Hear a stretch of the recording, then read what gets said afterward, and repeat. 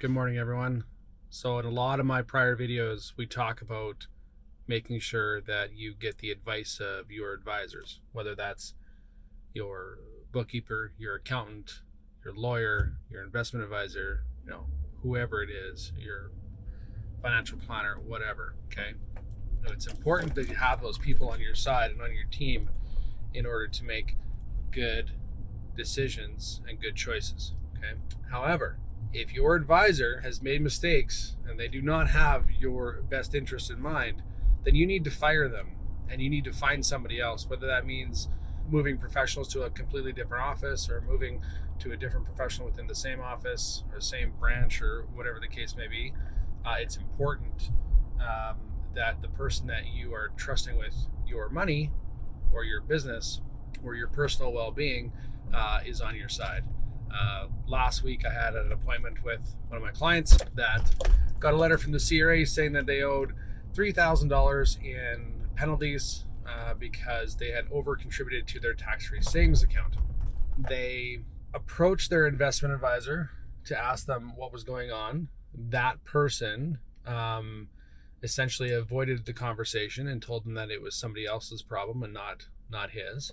And upon further investigation, it was found that they had contributed $20,000 more than the maximum tax-free savings account had. In my mind, if the maximum for 2020 was $69,500, the absolute maximum for anybody, as long as you were 18 years old in 2007, then that's your maximum. So anybody who has a lick of knowledge with tax-free savings accounts that's supposed to know what's going on would know that $90,000 is over the limit. And when we found out that it was, in fact, that was the only account and they kept putting money into this account, it was blatantly obvious that this person did not have my client's best interests in mind. My advice to these people were to fire their investment advisor and go find somebody that actually cares about them, because this guy obviously doesn't. So those are hard choices, but there are bad people in every single industry. You're not going to get away from that. It's important to get those people out of your life and find the good ones. So tough news for those guys, but it's not the first time that an investment advisor has dropped the ball for one of my clients. And really, your investment advisor should be asking for, and the guys that I always, refer my people to are the ones that talk to the accountants.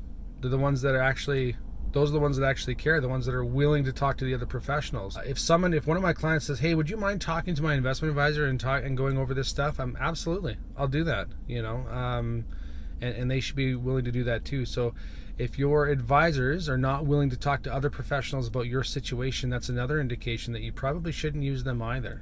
I hope that helps.